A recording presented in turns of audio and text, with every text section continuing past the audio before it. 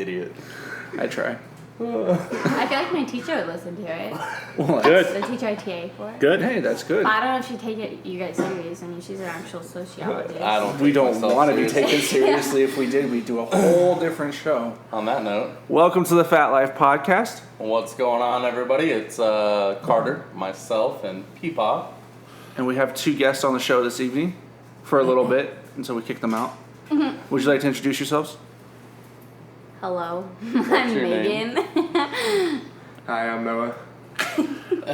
What's interesting about these two folks are they are college students at Northern Arizona University right now. Megan, what year are you? I'm gonna be a junior this semester. Noah? And I'm going to be a sophomore. Noah, what's your major? Biomed. Outstanding. Biomed. What are you going to do with that? Yeah, why? Well, I'm just interested in the medical field. Okay. Okay. What aspect of the medical field? Is there a specific... There's part nothing of specific medical? right now because I still need to look into exactly what I want to do, you know. Okay. Okay. Meg, what's your major? I'm early childhood education. And what do you do with that? I want to be a teacher. So Really? primarily, I want to be first through third grade. Right now, with everything going on in the teaching world, Yeah. What not getting paid enough. So. are you saying, Reg? Segway Sally over here. Well, it's really the reason why we thought it would be interesting to have you two on tonight, because we wanted to delve a little bit into what happened into Texas this week with the Santa Fe shootings that occurred Friday morning. 10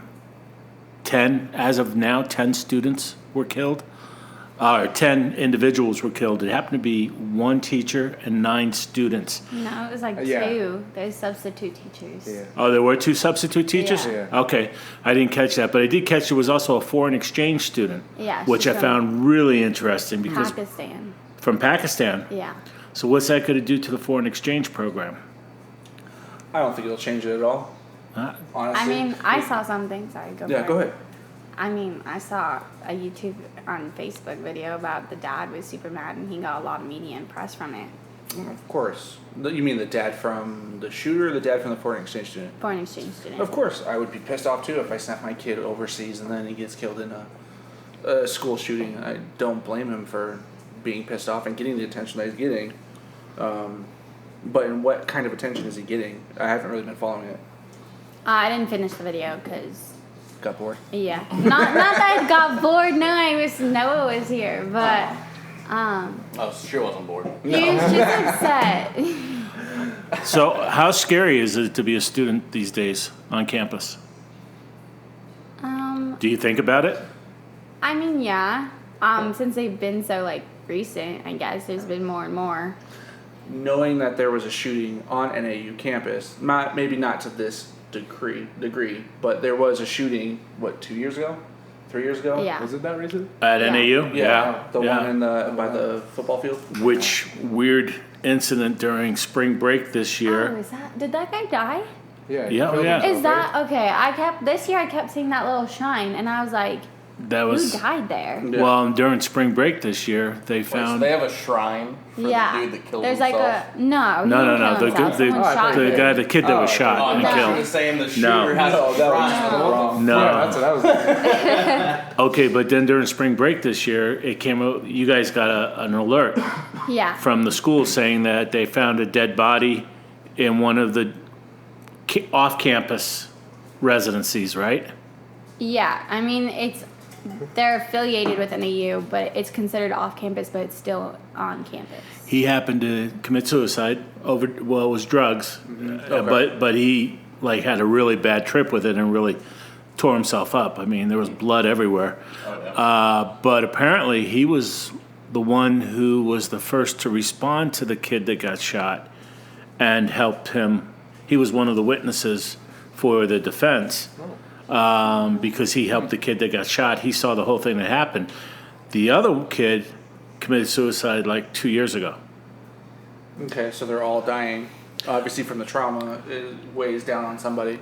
But go back, Megan. You're no stranger to death on a campus. What happened at your high school?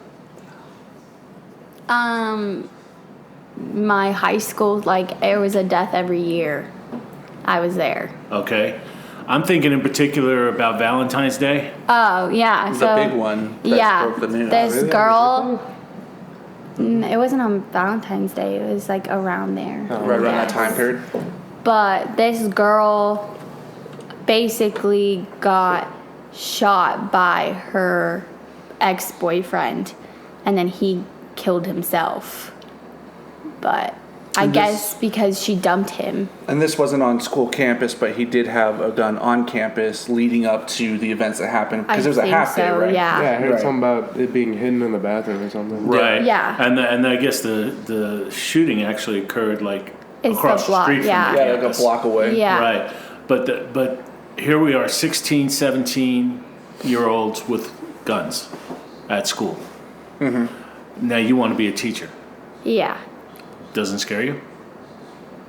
I haven't really thought about it, to be honest, just because I guess that, like, I still have a long time to go before I'm actually in a classroom, so I feel like hopefully there will be some sort of laws and gun reform stuff happening, but at the same time I feel like there's not, because there hasn't been any progress since, like, all the movements there's been recently, but I don't know. Does it reassure you knowing that 9 times out of 10, I don't want to say every shooting, but majority of these shootings that we're seeing in schools are high school, and you're going into first, second, Younger, third grade. yeah. Oh, yeah. I feel like that's also No, that's not to take away from Sandy Hook, because I know Sandy Hook was an elementary. Yeah. But more times now you're seeing high school students that are losing it and going off. Like, I feel like personally, and if I was in your shoes, I would have more concern if I was looking to go into a high school and do teaching, and or even if it's athletics at a high school. I'd be more concerned than necessarily going into an elementary school, working with students that are so young. Not that the possibility is not there, because we've seen it happen, but it's less frequent in those cases. I watched a documentary on Netflix about the Sandy Hook shooting, and it was actually really sad. And then it talked about that teacher who locked all her kids in the file cabinet, but she died because she didn't take cover or something, but she locked all her kids in the file cabinet. And I thought about that, and I guess that I would somehow rearrange or bring more stuff into my classroom that I could use as, like, blockades and stuff. But I feel like if I was ever present in a situation like that, I guess I would try to hide the kids more than just focus on, like, locking the doors. Their concern versus trying to stop it.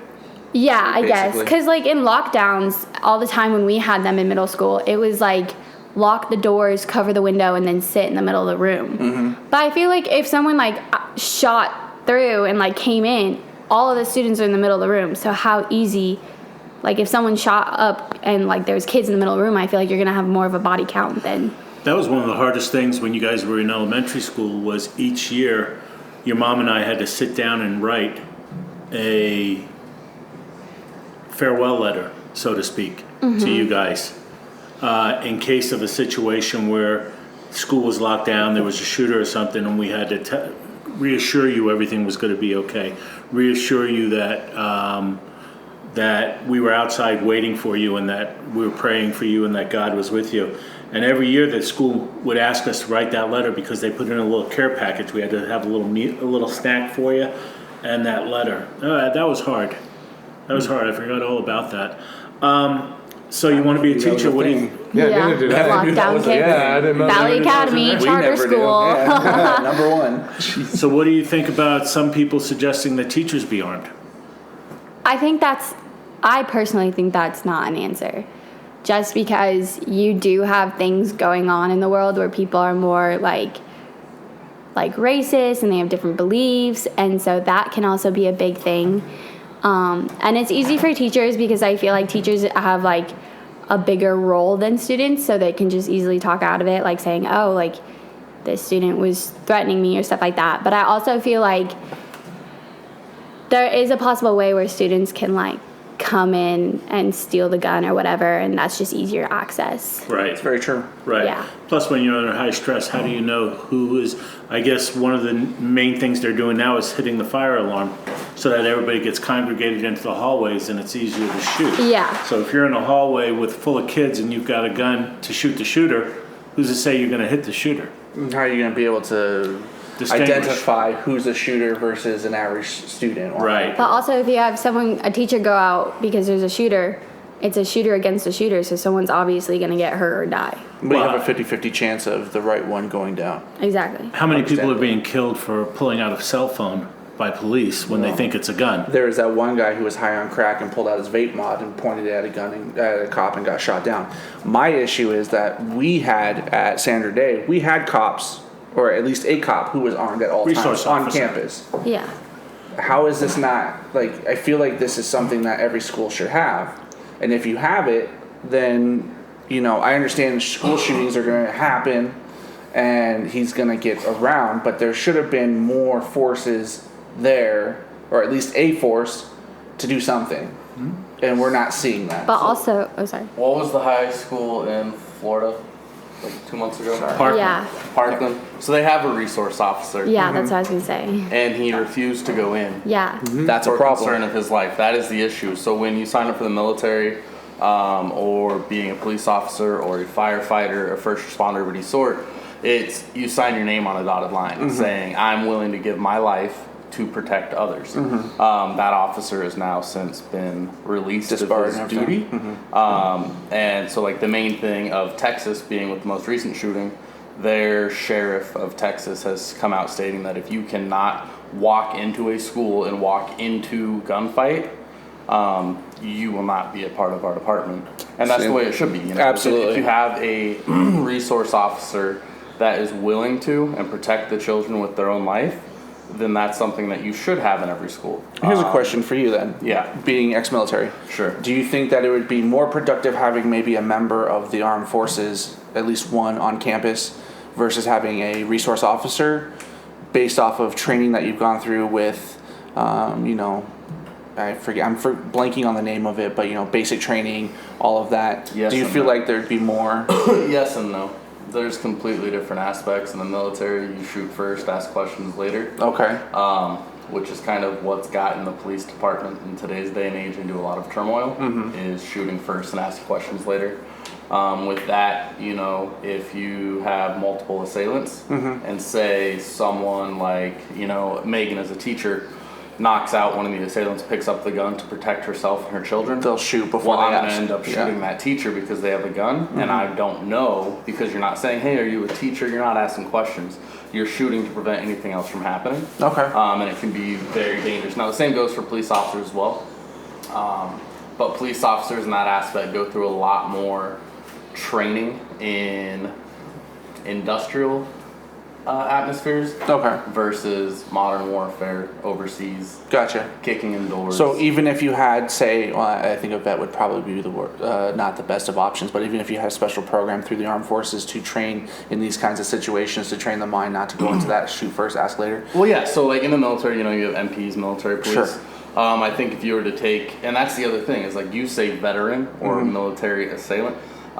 With that, you have people in the military that have never shot a gun besides basic training. Right. All their job was to literally push Sit- paper across a desk. Yeah, or and sit call behind it a computer, good, yeah. or do supply chain. Their job was not combat arms. So if you were to rephrase it as to a combat arms MOS, to where it's something to where on a daily basis they're training with weapons in their hands. Yeah. How to disarm someone, how to fire the weapons properly, great. But then at the same time, you go to qualifications with my entire battery. Out of 50 of us, maybe 7 are quote unquote expert marksmen. The rest have to retry several times because they're not used to it. They didn't grow up with it. Right. In all reality, your best bet's going to be a hunter, Okay. an actual hunter. You know, someone that goes out with a rifle and they can make the 300-yard shot. You want someone that can do a sniper. Yeah. And something like that. You don't want someone that with a handgun and they're trying to shoot 150 feet away. You know, Gotcha. Nobody wants to, in all reality, run up directly on someone that has a firearm. So then let me throw this out here. the 17-year-old in Texas this week had a revolver and a shotgun that he took from his father. Yep. You can do a lot of damage. How liable is Dad? 100%. Because the guns weren't locked. 100%. Now, granted, it's Texas. But that's the thing. So, like, with Tucker on the way and everything, and I have guns, I keep them in my car. But it's just, when you have kids around, they should be in a safe at all time. Your children should be trained on how to use them. If Tucker's, 15 and at home by himself and an intruder comes in, I want him to know how to protect himself and know what he's doing. But at the same time, you keep them in a safe to where, some Joe Schmo can't walk in, or my kid goes through a mental break, decides to grab the gun and do whatever. That's not an acceptable thing. There should be no excuse for that. It should be, held at all times. And people that buy guns for their children to go hunting with them, that's great. They can have their own weapon, but it needs to be put away and secured until the time of use. So then how do you, to play devil's advocate, how do you keep a gun secure from a child who's 15 that you want him to protect himself if you're not there? Well, most part. Granted, there's two sides to it. So if you were home alone and you were 15, right? Yeah. And you thought someone was breaking into the house, what are you going to do? You're going to call your parents, or you're going to call your cops? If you call your parents, Dad's going to give you a code, to be able to get in. Or you just have it on a fingerprint system, but your kid doesn't know it's on a fingerprint system. Okay. And so then one time this happens, he's able to get a hold of it. Now he knows. Well, you change the code. Okay, that makes sense. Super simple. Takes about 33 seconds. Okay. But on the aspect, honestly, if someone is breaking in the house, Allie, what is she going to do? She's going to call me before she calls the cops, because that's just instinct, right? You don't think to call the cops all the time. You think to call your loved one. And I'm going to tell her, hey, here's my gun. Here's where it is. And that's the way you should do it. Your family should always be protected at all times. Well, something has to be done. The issue has to be taken serious now. You keep hearing our prayers are with them, but our prayers right now aren't doing anything for them. So I think it's time that something happens. I thought it was interesting because they were debating whether or not the state or federal, if the federal charges should be filed against him, because he violated several federal charges. And I was thinking, well, hell, he's in Texas. Right. He committed murder in Texas, which is known for not public execution, but for executing. For executing for the death penalty. So I don't know why you would want to waste time with federal, because obviously, he's going to be on death row and he's going to be executed. But it's a shame. It's a shame, and it's not always mental illness. No, it's not. I think that's the other thing too. A lot of the times it's not. So like watching, I can't say parts of it, but like 13 Reasons Why, watching that, and granted a lot of people have some turmoil against it, but it dives into real life issues. And so season 2, you actually see these real life issues. I know it and it had absolutely nothing to do with being, you actually don't. There was so much backstory, and I kind of figured what would happen, but... You're wrong. It has nothing to do with being mentally ill. It has a ton to do with the peers and being bullied to a point to where there's no return. Right. And in this aspect of the second season, it changes a lot, but it doesn't come from bullying, it doesn't come from mental illness.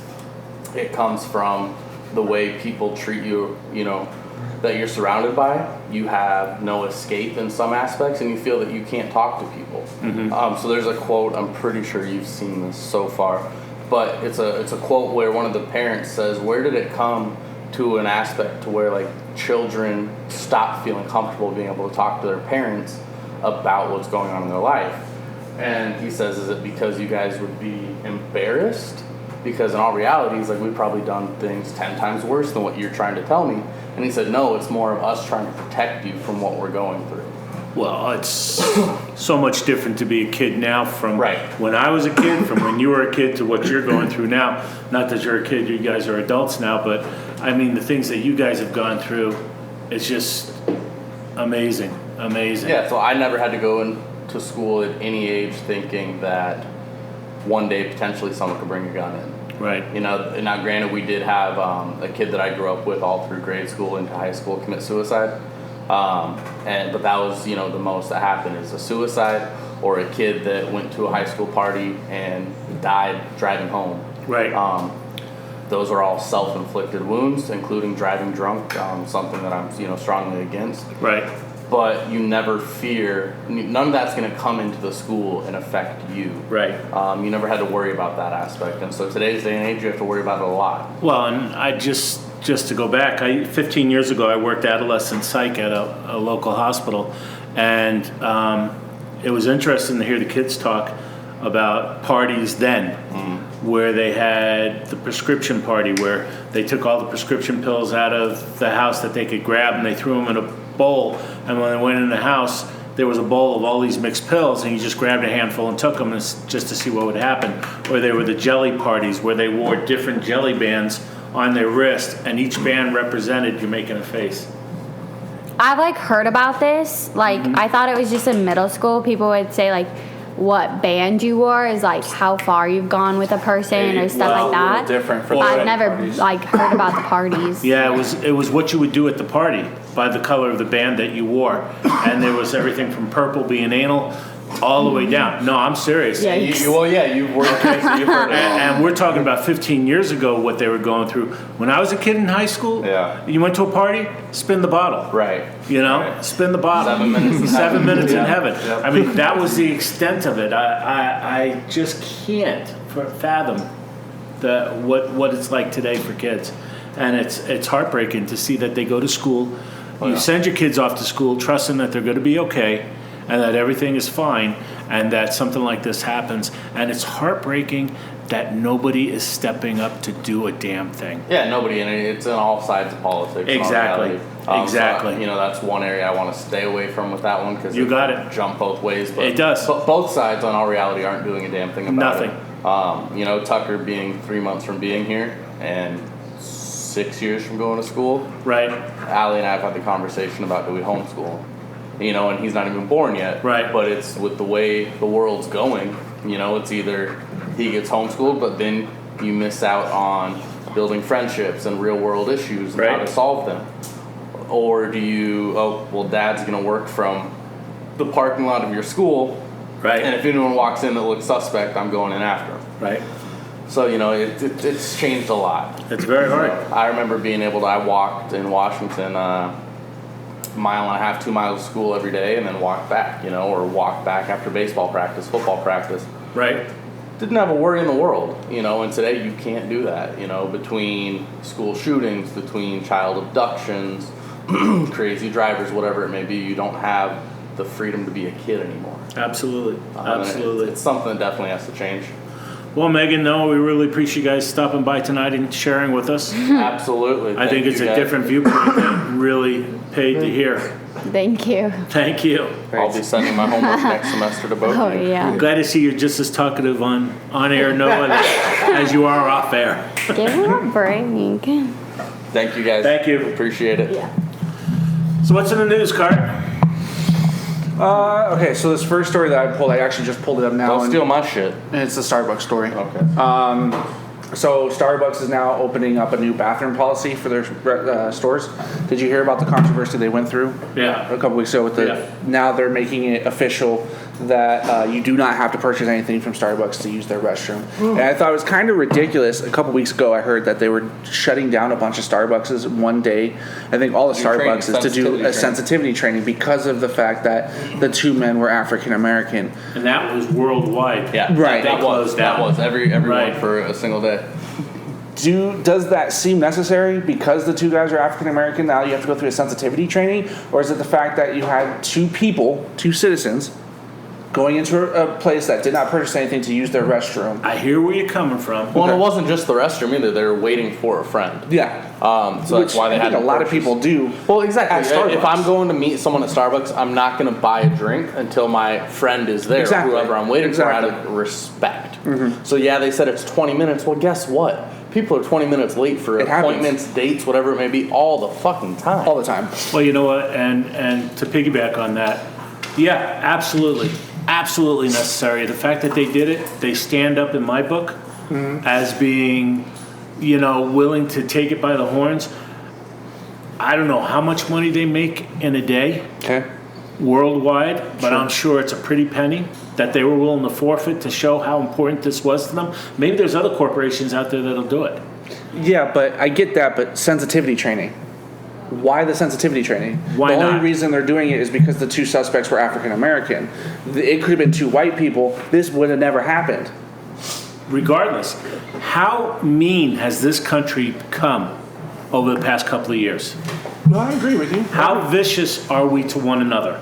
Absolutely. We are very vicious to each other. One thing, and it's sad to say that we lived through it, but one thing I remember fondly is after 9/11, that week afterwards, that you could drive down the road and it didn't matter what color the person was that pulled up next to you, you could give them the thumbs up. Unless they were wearing a turban.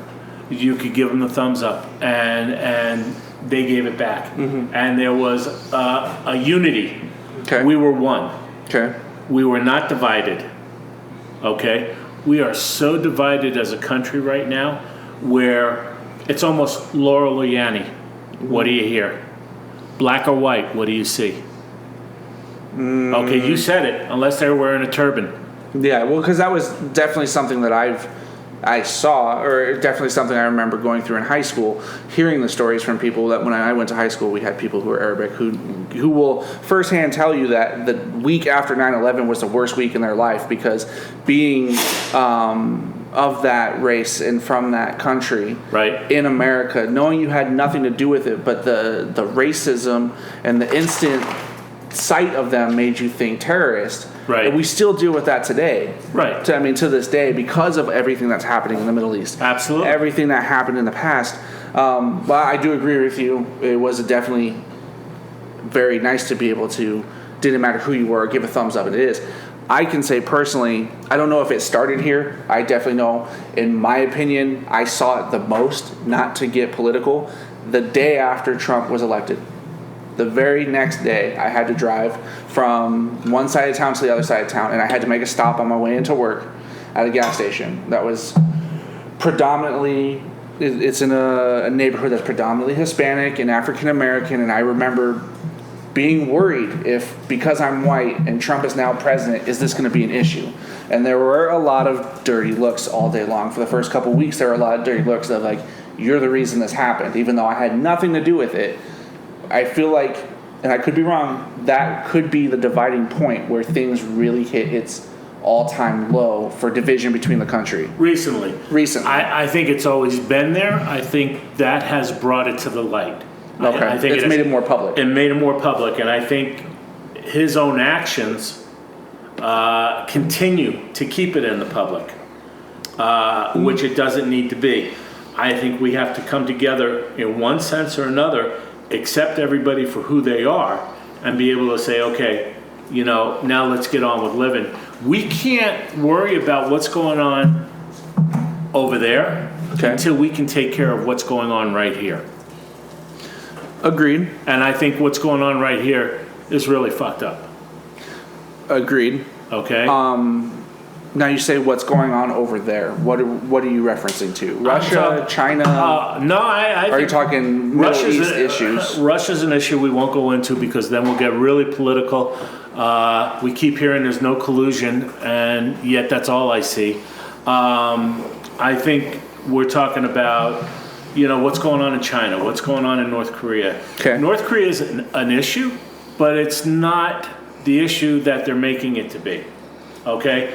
As opposed to what's going on here, to where we can't even get people to sit down with one another and talk reasonably. I don't know if you saw in the news this week about the lawyer in New York who was in line and got into the rant with the Hispanic about not being able to speak English. No. And this is America, and why don't you learn the fucking language? I saw a video on it. I didn't actually sit down and watch it because I had read the description and basically what was going on. Oh, and he went on and on and on. Mm-hmm. And you know what? Get with the program. We're a melting pot. We've always been a melting pot. Statue of Liberty stands there in the harbor with the thing on the plaque that says, "Bring me your tired, bring me your poor." It doesn't say, "Bring those that could only speak English." True.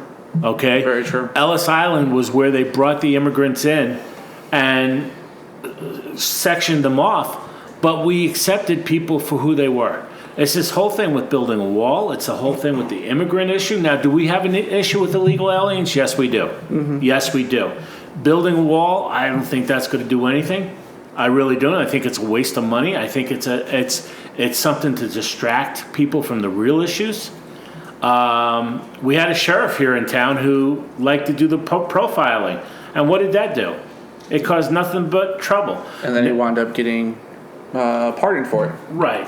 We need to come together as people and be able to work one-on-one with each other and deal with the issues that are going on in this country and make this country. The whole thing I kept hearing was make America great again, make America great again. Why? By dividing it? By tearing it apart at the seams? Is that what's making it great? It's funny.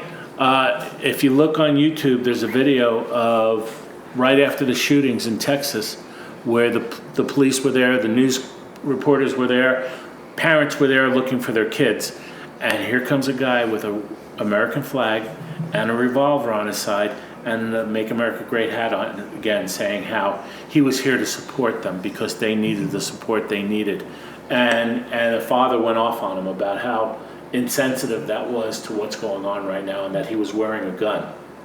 And it's true. It was very insensitive. That's very Texas-like. It is Texas. I would give it that. Right. It is Arizona and Texas. Technically, Arizona's the last cowboy state. Right. But Texas alone is 100% open carry, no issues. If you're of age to buy a weapon and do not have, the background issues, you're more than welcome to. Absolutely. But was that the place? But exactly. To have exactly. done So that's the hard part. Is it's Texas. Right. And I get where he's coming from as him wanting to be, a Texan cowboy, and maybe that's how he was trying to show his support. But he took it out of context as these are small children. This wasn't at a high school. No, it wasn't a high school. Oh, high school, okay. It was at a high school, but still, they're children. Right. They have not been around guns their entire life, and if they have, it's because their parents have them. But going through a situation like this, the last thing they want to see, unless it's a police officer, is a weapon. And so I can see both sides to it, but I 100% agree that he went about the issue the wrong way. Well, my question is there such a backlash to it if he's not wearing a Make America Great Again hat? Probably or not. do you think that's what possibly... No, I'm sure that's what people are bitching about. And that's why I don't like to get political on the show. Understandably. But it's definitely... Just because, no matter what you do in today's society, whether you have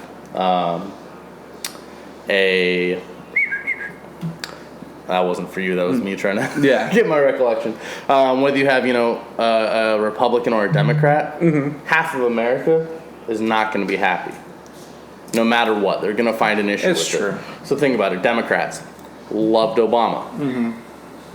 Republicans, quote unquote, love Trump. Yeah. You don't have a candidate that is going to appease both sides. But can you honestly say that Republicans loved Trump because during the primaries of the Republican race, I feel like it was very voiced in a way that not everyone necessarily wanted Trump.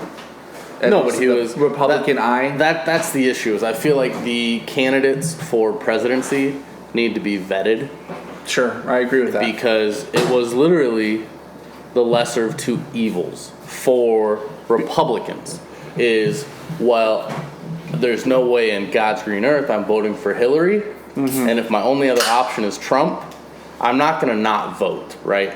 Because one, it's your constitutional right to vote, but two, because if you don't vote, you have absolutely no ground to complain about shit because you did nothing to change it. Right. And so the Republicans that love Trump, yes, there's those. And then there's the Republicans that voted because, hey, he's the lesser of two evils in my eyes. Understandably. And then you have the Democrats that, nope, Trump's, what is it, not Satan, but the afterbirth or rebirth of Satan, the Antichrist. There we go. Trump's the Antichrist and Hillary's a saint, whatever it may be. Your military are never going to vote for Hillary because of the whole Benghazi issue. Of course. And I can respect that. And for me, when it comes to voting in an election, I never vote off of the candidate. I vote off the cabinet because you have a cabinet who are people that actually get shit done, and then your president is really just your representation of that cabinet. Is the president in all reality makes zero laws. They may have the voice to say they did it, but it's all the people in the background, all the people behind stage that are doing their research and putting all these dockets together, bringing them to court, Supreme Court, whatever it may be, the House of Senate, and they're the people getting shit done. Trump just happens to be the face that's doing it. But nothing's getting done. Right. Nothing. There is no cabinet, so to speak. It was all best friends. And how many jobs did Jared Kushner get? Well, how many of them are still around? His son-in-law. His son-in-law is in charge of making peace in the Middle East. Nice. And what is he? He's a real estate agent. Right. I mean, come on. Right. I get what you're saying. Looking for the cabinet that's going to get done. The president's just a vocal point. Yes. I get that. Now, in this past presidency, I have zero either way in all reality. Right. It's more of I'm a Republican. That's how I was raised. And that's the party I'm going to vote for because for me it was the lesser of two evils this past election. Now, second term comes around, 2020? Yeah. Is it? Yeah, 2020. When that comes around, if there's... I don't think we'll get that far. I really don't. And if we do, I don't think the vice president's much better. Yeah, no, so. Agreed. But if we get, 2020 elections and there's a Democratic Party or an independent party Bernie Sanders. No. That I Socialism. that I can actually respect and understand where they're coming from and see what they want to bring to the country, then sure. If it's, a mixture of Bill Clinton and Hillary, then no, for me. But that's just a me thing. What was the mixture of Obama? Who would run? Michelle? No, was Obama such a bad president? In your opinion? For Americans, no. For the military, he didn't do a lot. And I was still in when Obama was elected. And that was the first time the military had seen a pay cut. And so for that, as it is, when you join the military, these guys are making not much. Granted, you get, your 3 meals and you get your roof over your head if you're not married. And a clothing allowance to buy your uniforms. Nothing personal, but your work uniforms. But after that, you're making $600 a paycheck. That's not much to live on. Right. There's prison, and they get their 3 hots and a cot and clothes.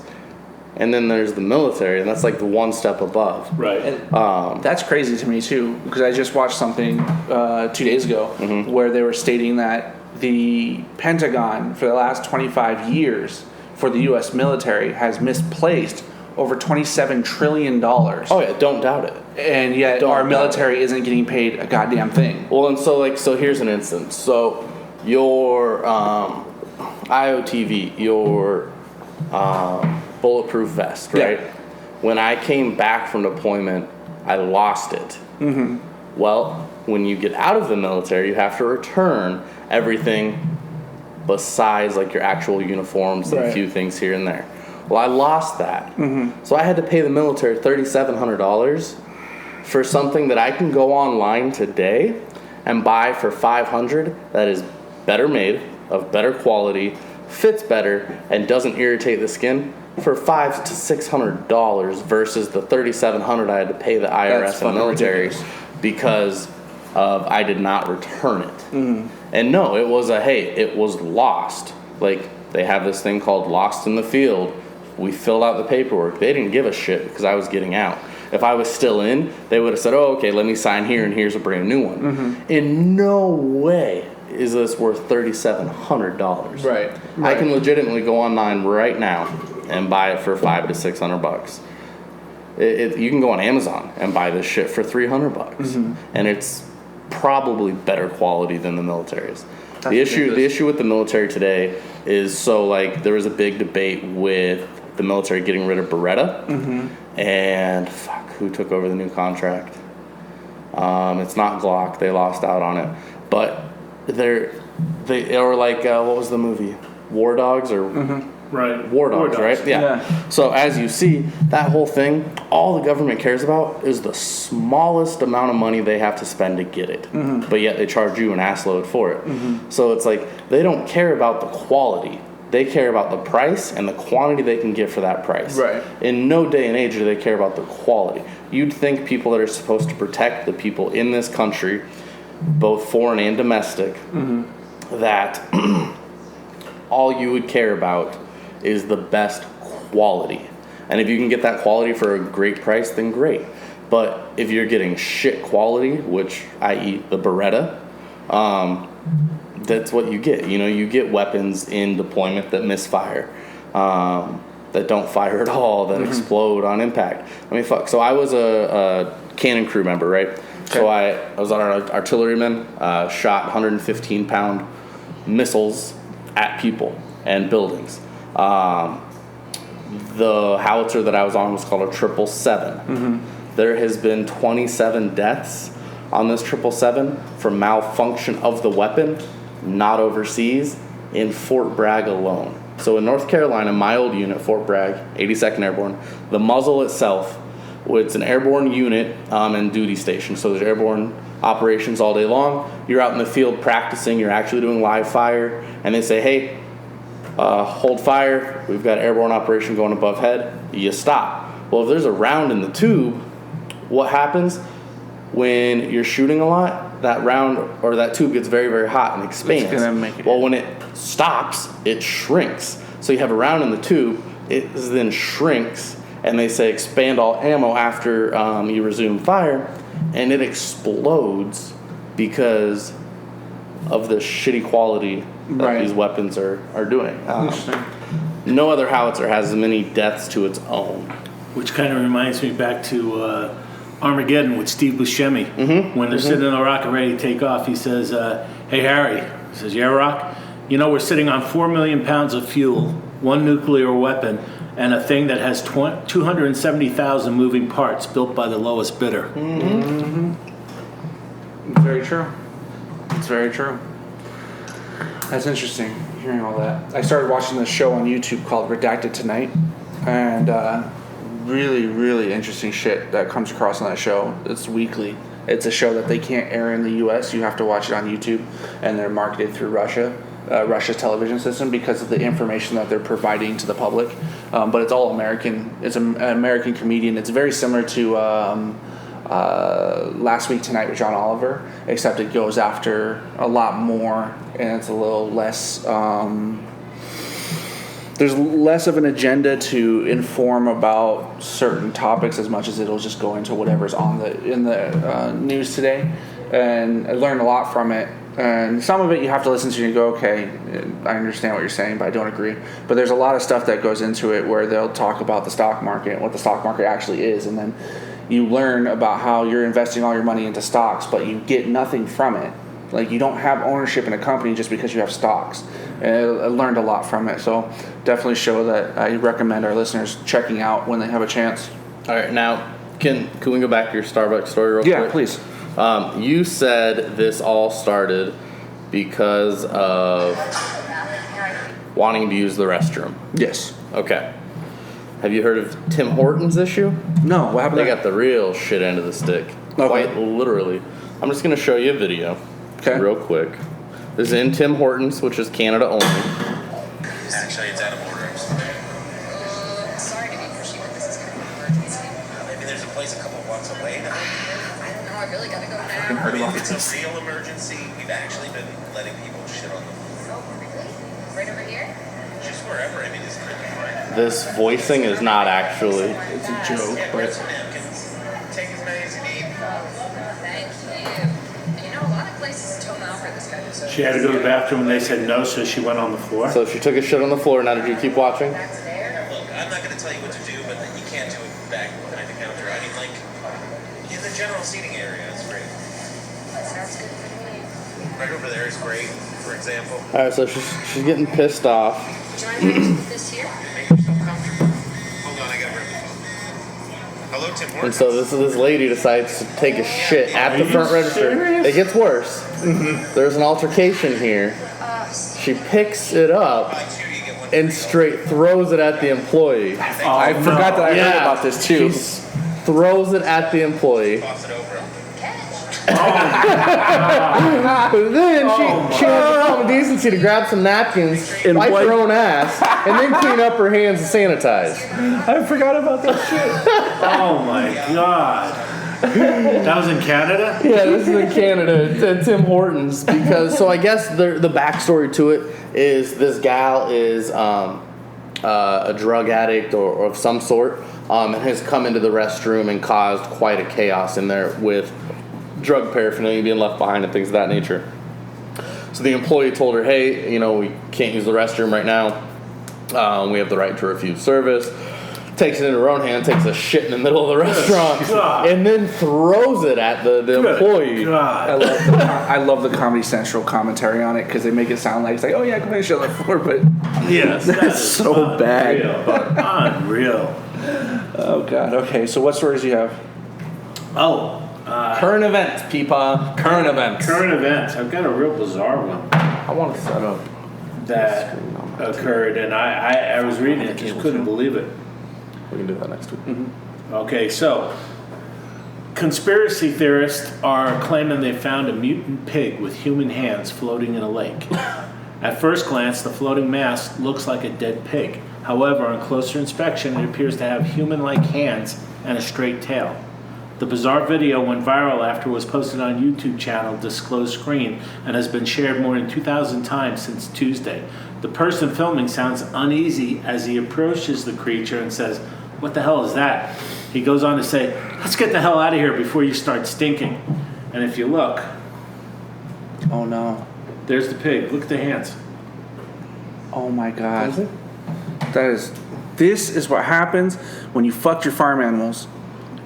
God. Robin Williams. Sick fucks. Robin Williams used to go, "Here's something all you farm boys should know, this sound." So that was just unreal. And it says it's not clear exactly where and when the animal was found. However, it's believed to be in the United States. The clip I would titled, believe that "Can You too. Identify This Dead Creature Found in a Lake with a Pig Head and Human Hands?" has racked up numerous comments, with a raft of viewers sharing their views, some more logical than others. With some people, though, the animal was a hybrid beast. Others were quickly to point out that it was just a decomposing pig. But here's another picture. But, let me see this. I don't think a pig's hoof would decompose into a human hand. Not the fingers. No. Those are actual fingers on that hand. Well, this It looks like a child's giant hand. ass, but look, there's also a serration right there. It's possible. That somebody might have added it on. Yeah, they could have just to freak people out because you can see the serration there. Yeah, I can and see it's that. very easy. You have someone like Dexter. Yeah, that decides very like, true. oh, I just want to fuck with people, and sew on a human hand. Now, granted, where the hell did they get a human hand to do so? Explaining why the pig claws could look a little like human hands, they added in pig feet, the middle two fingers are enlarged and carry corresponding large claws. The back claws are formed by the outer fingers or toes, which correspond to our index fingers or the second toe. Thumb or big toe fall completely off the pig. Never trust. That was unreal. Unreal.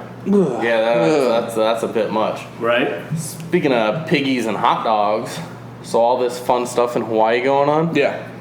Why has no one made a business out of this? Speaking of. Lava dogs.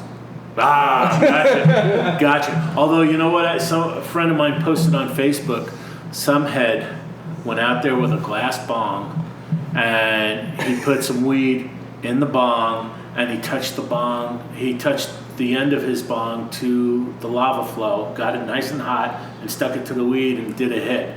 Oh, can you imagine all the sulfur he got Right. in there?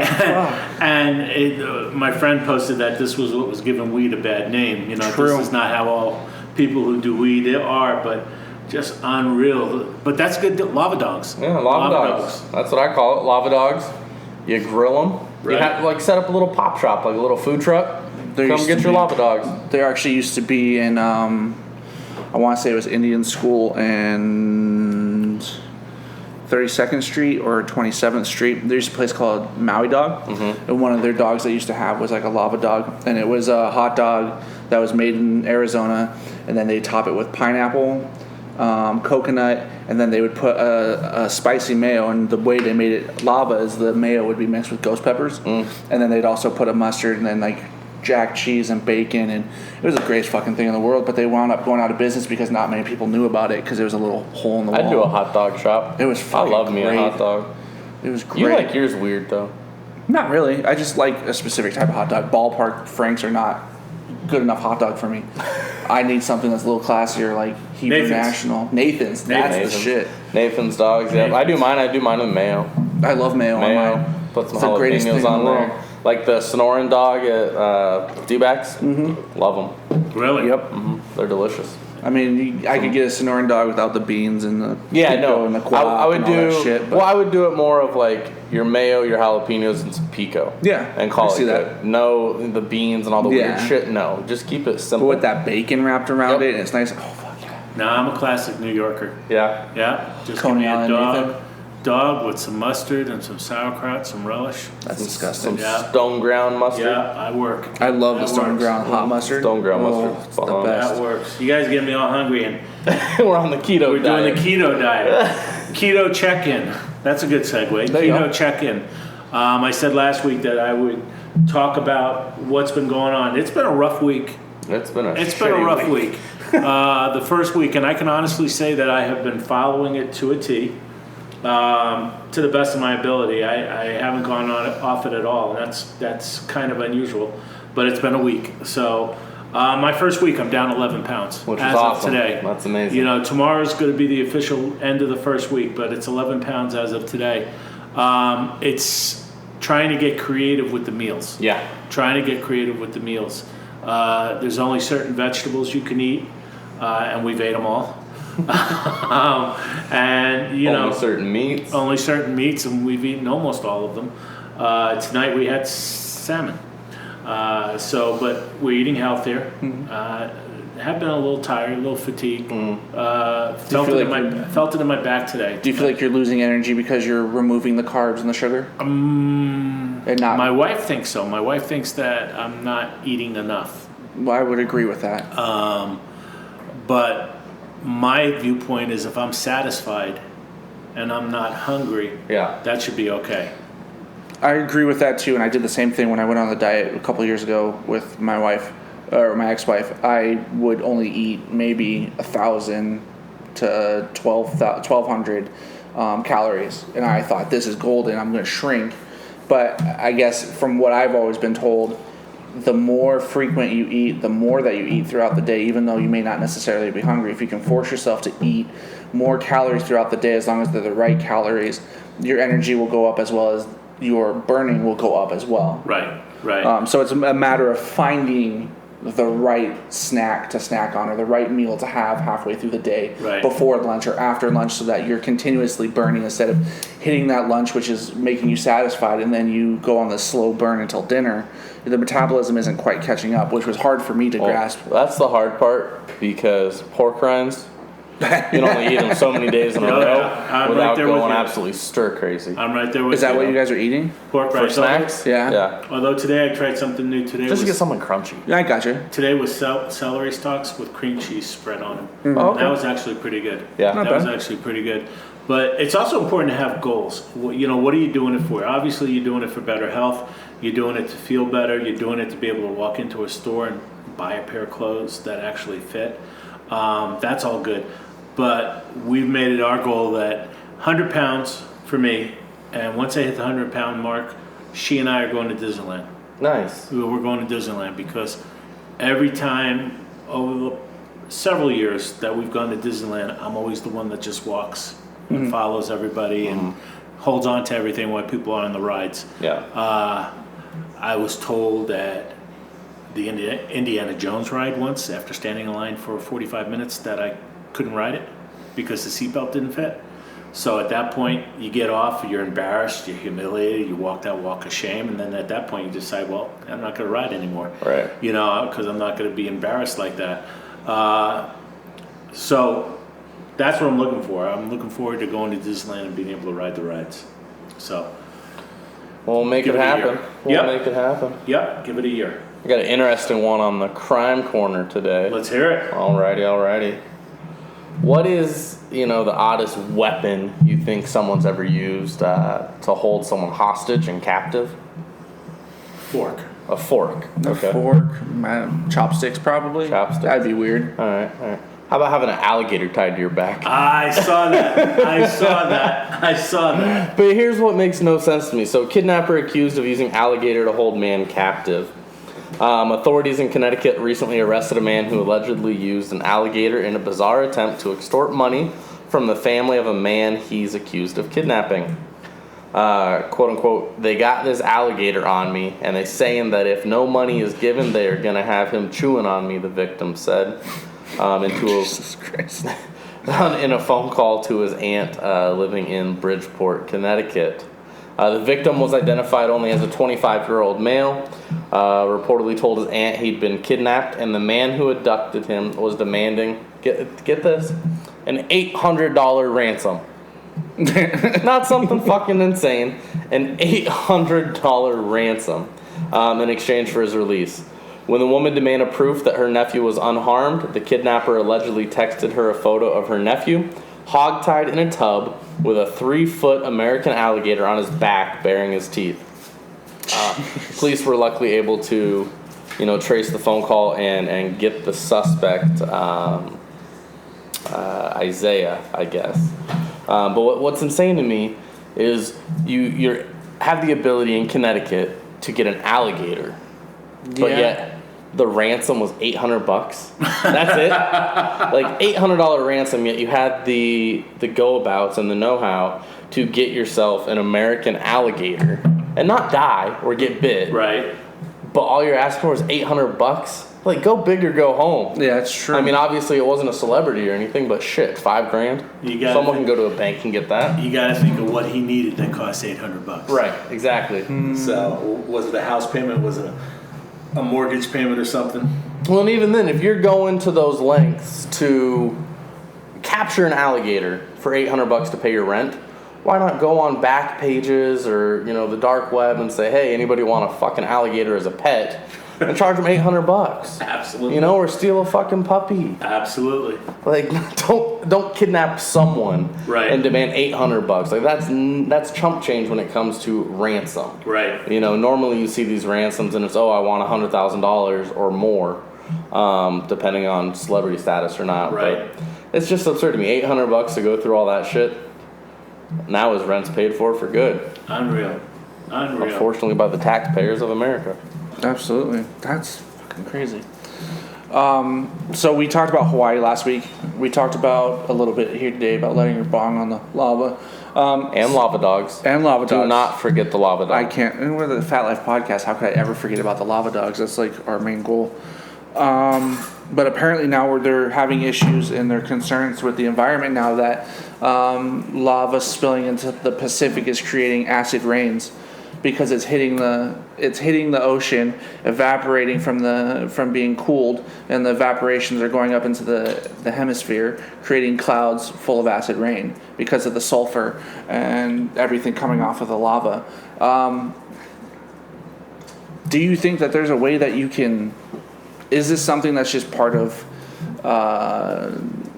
what's the word I'm looking for? It's just a part of life. It's part of the circle. I mean, we've had volcanoes go off before and hit the water. Or do you think there's something that we can do to prevent this kind of shit from happening? Obviously, at this point, we're at the point where it's too late. But is there something we can do in the future to avoid something like this from happening? Well, lava's going to Right burn now. through absolutely everything in America. Sure. Or in the world, I should say. It's going to burn through absolutely anything and everything there is. Sulfuric acid alone, I don't think there's a chemical byproduct that can fight it. Okay. It's something that, it touches the skin and you're Yeah. done. Yeah. So it going into the waters, I'm not sure the effects that it would have. So say it goes in the water and then someone decides to go swimming. Not sure the effects that it would have like that. Does it turn into Chernobyl or something of that instance? Sure.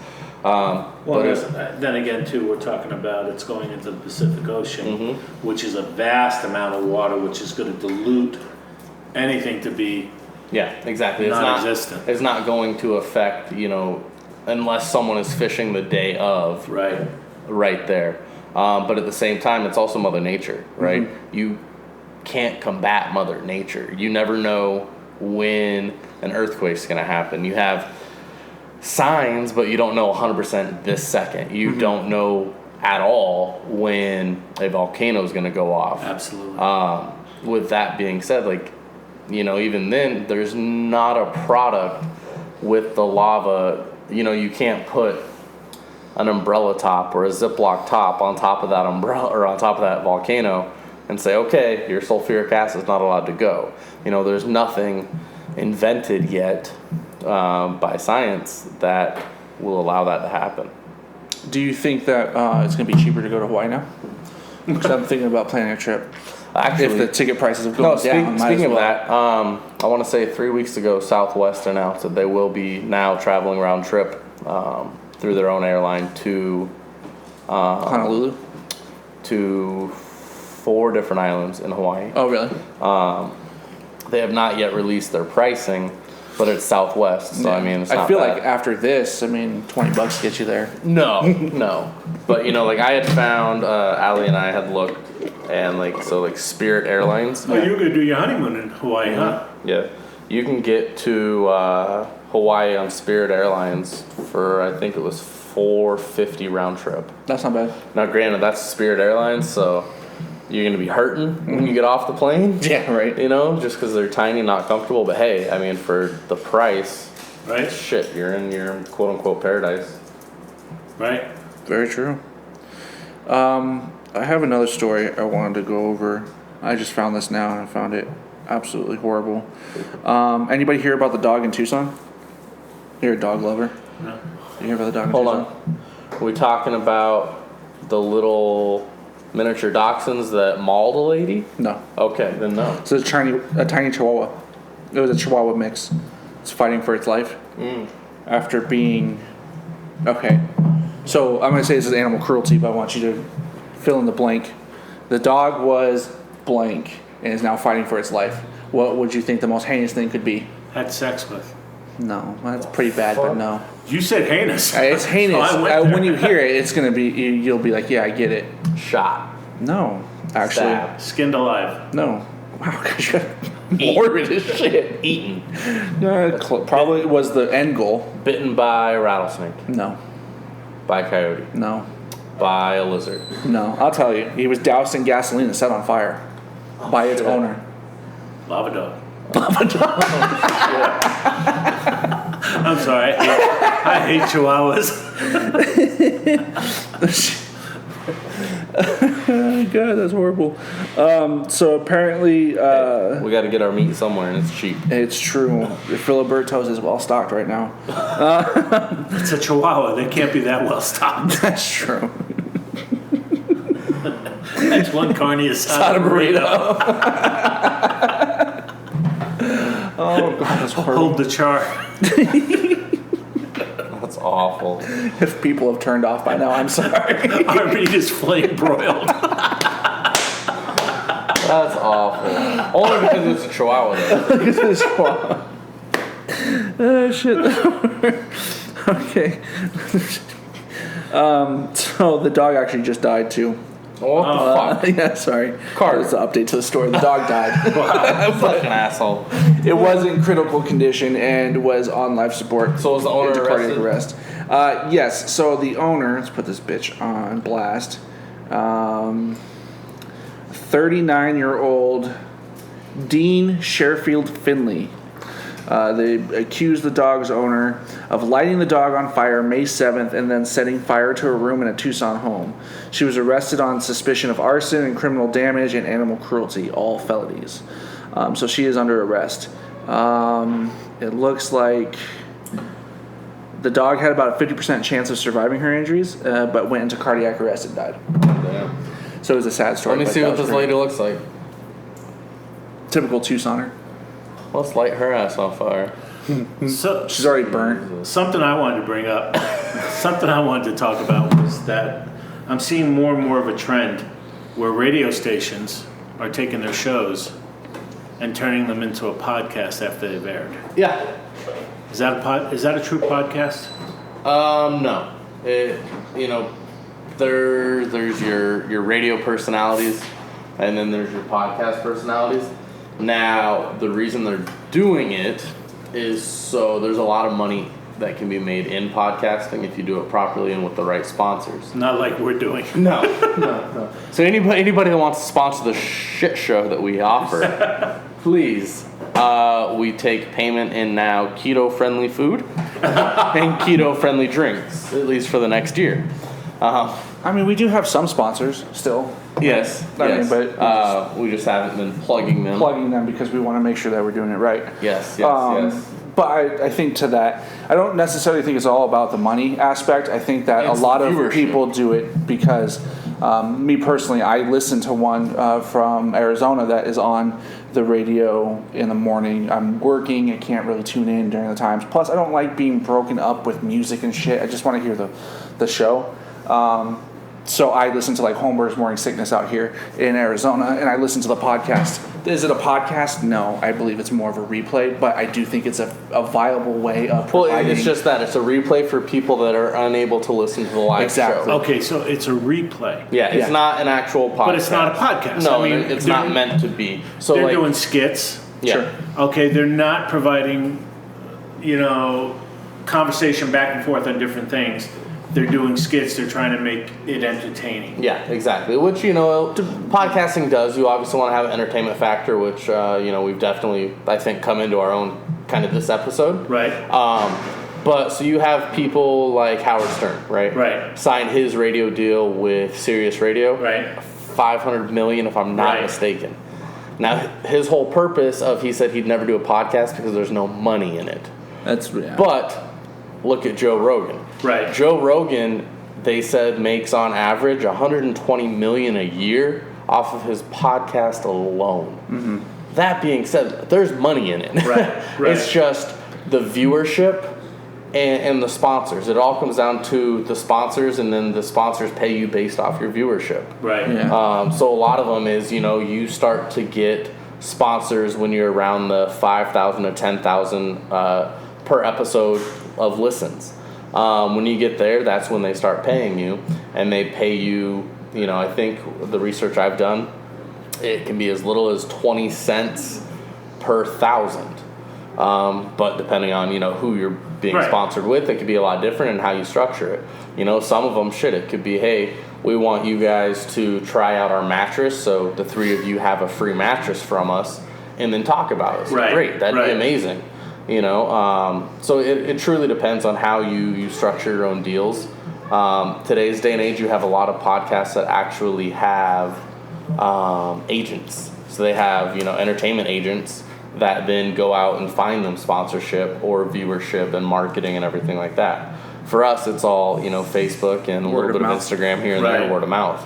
Now, I know last week we talked about wanting to hit 150. Yep, What did we do last week? 83. 83. Okay, so we're getting there. Yep, I mean, it's a ways. It's going up, but again, the last episode was a little off.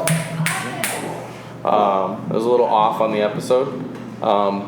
I think this episode's been great, besides the damn dog right now, but that's what you get when you're recording, in the bar of the house. Right. Right. And, all these professionals, they're in a studio with, silent sound walls and things like that. We're at a bar in your house. Right. But I think it also shows that we're just like everyone else. Right, and that's And just I it. think that's an we important all aspect of it. We Right. all go through our ups and downs and flaws and failures and successes. I know like this week alone, yesterday, we were all talking about what would we do if we won the lottery. Right. Right. And how we could not only impact our own personal life, but those around us. Right. So everybody has their dreams and how they can help others and what they're going to do to get there. Well, that's what I think is important about what we're doing here, because we're average Joes. Right. It's just average Joes putting on a show. Yeah. We're not celebrities. We don't have this huge following. If we get there one day, great. Right. But in the time being, this is for, Joe Schmo next to you Right. that just need someone to talk to, but they don't want to talk about their problems, so they're willing to listen to ours. Absolutely. And us, rant back and forth or debate, and just that. So and with us bringing on different, interviews, things like that, like having Megan and Noah on the show tonight was great. Right. We've got Flip Orley. Flip Orley, hopefully next week. Yep, hopefully next week, which will be Next awesome. Saturday? Next Sunday. What? Okay. We'll get you there. I'll talk about it later. Okay. We'll get you there. Okay. But yeah, so it's like having different people come in that, again, they may have, real world issues, but they're not known by the world. Right. But they can hit the topics and points that we want to hit and bring to everyone's attention. Right. So I think, that's something that's really cool. Right. We don't want to be like everybody else. No, I think that's great. I think it's also a good point to finish up on tonight. Yeah, absolutely. Couldn't agree more. So on that note, eat the good foods, keto friendly. Drink the good drinks. Well, stop. All right, we can't put everybody on keto. Stop. No, wait. Oh Lord. I went back and listened to all the old shows, and all if you go back and listen to the first 3 episodes, we were very strong on fuck everyone else and just Fine, eat what God makes damn you it. happy. Eat the good foods that make you feel good and fluffy. let me Drink explain. the good drinks with all the carbonation and sugar, and be an overall goddamn good person. Good night.